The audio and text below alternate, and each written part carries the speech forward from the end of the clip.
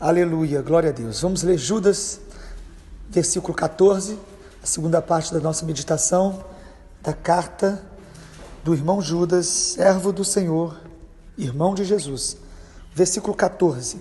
Quanto a estes foi que também profetizou Enoque, o sétimo depois de Adão, dizendo: eis que veio o Senhor entre suas santas miríades, para exercer juízo contra todos e para fazer convictos todos os ímpios acerca de todas as obras ímpias que impiamente praticaram e acerca de todas as palavras insolentes que ímpios pecadores proferiram contra ele. Os tais são murmuradores, descontentes, andam segundo as suas paixões. A sua boca vive propalando grandes arrogâncias e são aduladores dos outros por motivos interesseiros. Vós, porém, amados, lembrai-vos das palavras anteriormente proferidas pelos apóstolos de nosso Senhor Jesus Cristo, os quais vos diziam: no último tempo haverá escarnecedores, andando segundo as suas ímpias paixões. São estes os que promovem divisões sensuais, que não têm o Espírito. Vós, porém, amados, edificai-vos na vossa fé santíssima, orando no Espírito Santo. Guardai-vos no amor de Deus, esperando a misericórdia de nosso Senhor Jesus Cristo para a vida eterna. Compadecei-vos de alguns que estão na dúvida, salvai-os arrebatando-os do fogo. Quanto a outros, sede compassivos também em temor, detestando até a roupa contaminada pela carne.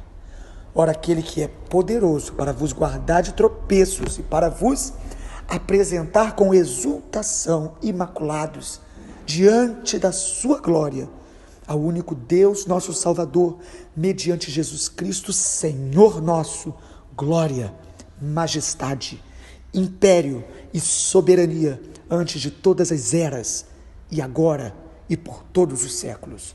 Amém. Nos ensinando nessa carta a batalhar pela fé que foi nos dada. Deus nos deu uma porção de fé, mas nós precisamos cultivá-la, nutri-la, regá-la, guardá-la. Nosso irmão Judas continua nos ensinando como batalhar pela fé. E nesse versículo que nós lemos, ou nestes versículos, ele continua nos alertando e ele cita Enoque, dizendo que Enoque liberou uma palavra que o Senhor virá exercer juízo contra todos. Versículo 15, exercer juízo contra todos e para fazer convictos todos os ímpios. E quando pensamos em ímpio, pensamos em alguém que não frequenta as igrejas. Estamos enganados, porque ímpio tem a ver com a maneira que nós tratamos o Senhor Jesus. Podemos tratá-lo de maneira ímpia, impiedosa, de maneira não o honrando, não o glorificando. O Senhor virá para julgar. Uma das maneiras de preservarmos a fé contra o engano é lembrar o juízo de Deus. Deus é um Deus que é amor, mas é justo juiz, e ele julgará as obras ímpias, versículo 15, que impiamente praticaram. Ele nos faz convictos do pecado. Enquanto estamos vivos, o Espírito Santo tenta nos convencer do pecado e, sobretudo, do pecado de não se render e entregar-se totalmente a Jesus, porque este é o primeiro pecado que nos leva a todos os outros. O Espírito Santo virá para... O Senhor Jesus falou, ele virá e convencerá o homem do pecado, da justiça e do juízo. E o Senhor Jesus diz, do pecado de não crer em mim. Não crer em mim. E aqui Judas continua dizendo, versículo 16, características ímpias que nós podemos ter dentro da igreja, como temos. Ele diz, verso 16, são murmuradores descontentes. Por que murmuramos tanto? Por que ficamos tão descontentes? Está claro no texto. Porque andam segundo as suas paixões, porque somos egoístas, pensamos só em nós mesmos. Isto gera murmuração, descontentamento, porque não pensamos na glória de Deus e nem em ajudar o próximo. Nos tornamos descontentes, murmuradores.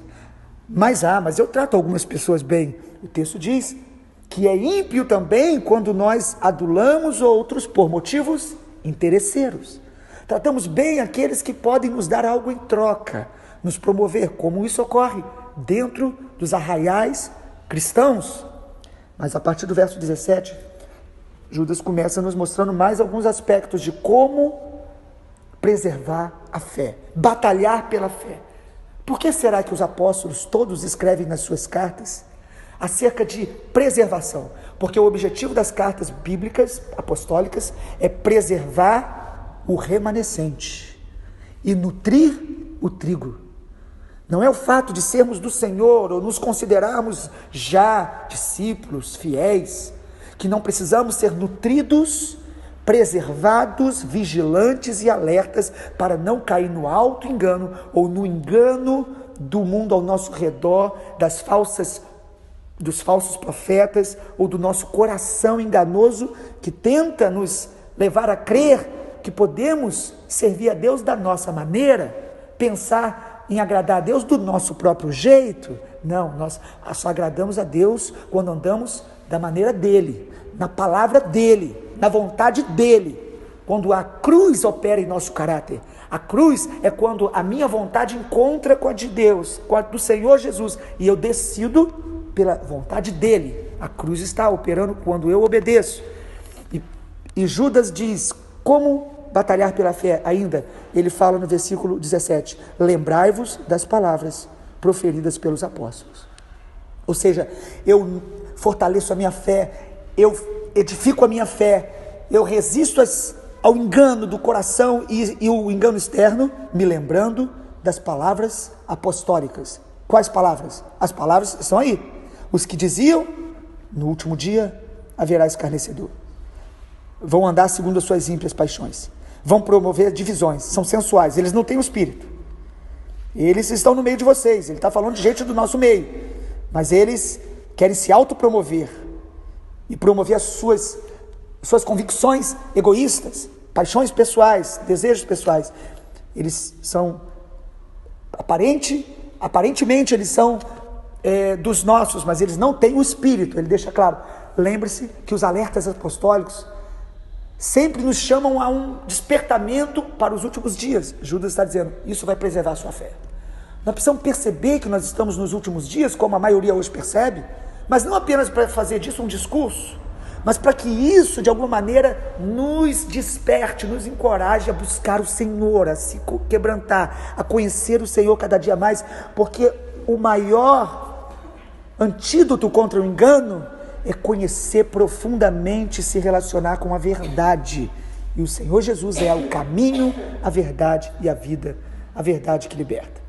E a partir do verso número 20, é muito interessante porque Judas é didático. Versículo 20 ele fala, vós, porém, ele faz distinção entre aqueles que não querem viver uma vida submissa a Jesus e aqueles que querem. Ele diz, vocês, porém, amados, edifiquem a vossa fé santíssima.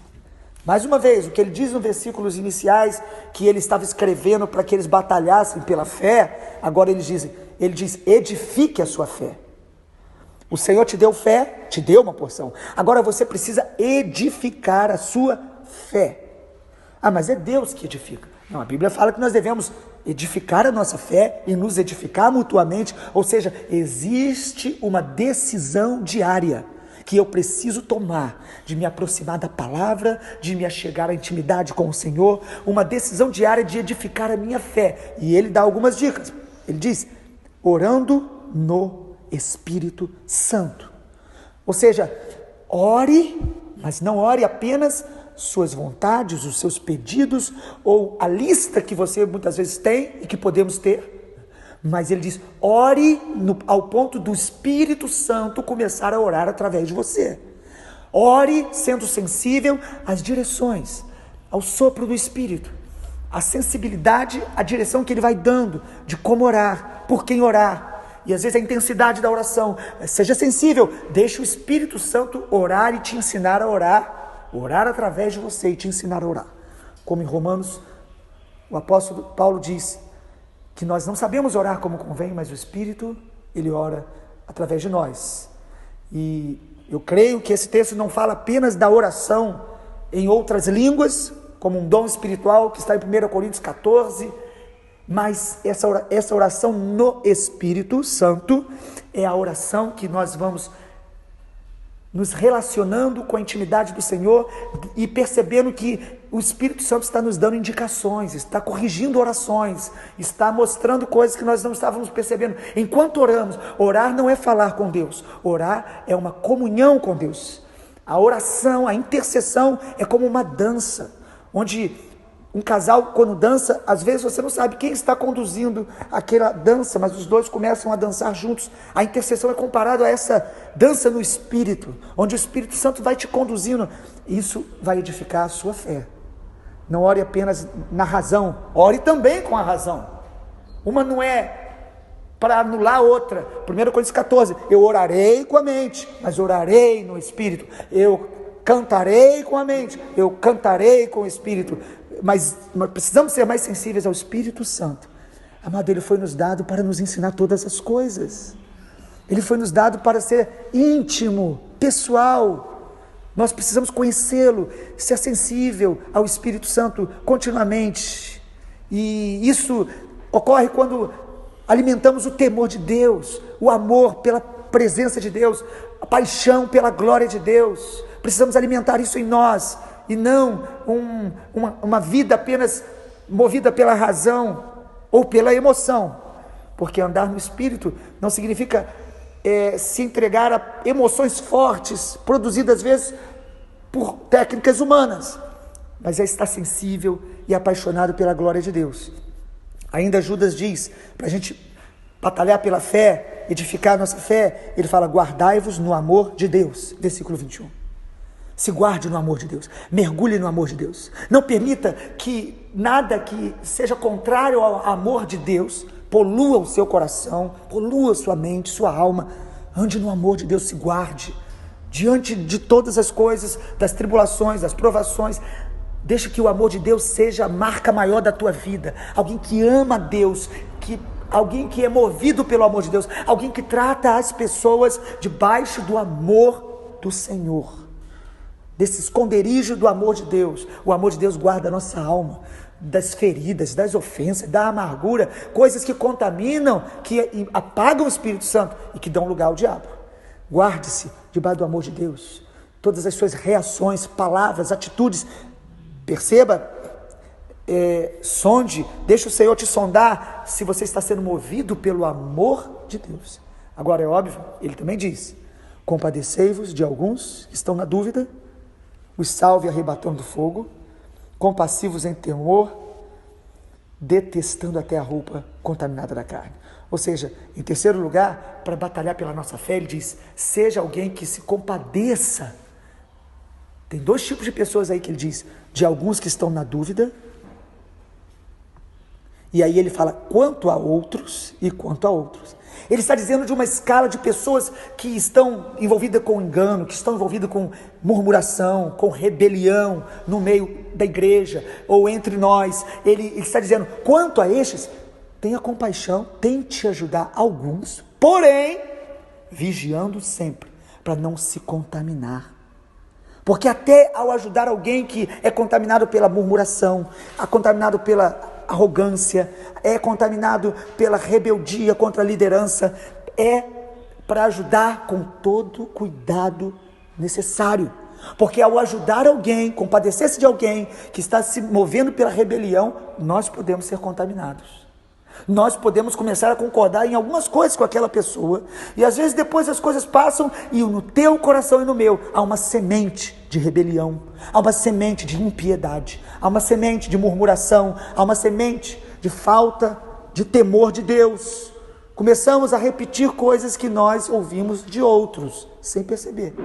Por isso ele diz, detestando até a roupa contaminada pela carne. Você está o ajudando, está se compadecendo, mas aquilo que ele fala, aquela arrogância, aquela rebelião, aquele orgulho, aquela aversão à liderança que esses falsos estão propagando, você precisa se rebelar contra isso. Você precisa vigiar contra isso. Quando for ajudar e ouvir alguém, guarde o teu coração. A conclusão então de Judas, Versículo 24 em diante, ele termina com uma adoração profunda ao Deus vivo. Ele termina dizendo, aquele que é poderoso para vos guardar de tropeços. Ele está dizendo, sabe por que você não tropeça mais? Sabe por que você ainda está na verdade? Porque ele está te guardando. É ele que te guarda. Não é você que é o super esperto. Ele que é poderoso para guardar a gente de tropeço. E para que mais? Para nos apresentar com exultação, imaculados diante da sua glória. Judas termina dizendo, ele te guarda do tropeço e ele está te preparando, ele está te purificando, ele está te livrando para apresentar você para ele mesmo. Ele está trabalhando para que você se torne parecido com Jesus e seja apresentado a ele mesmo diante da sua glória.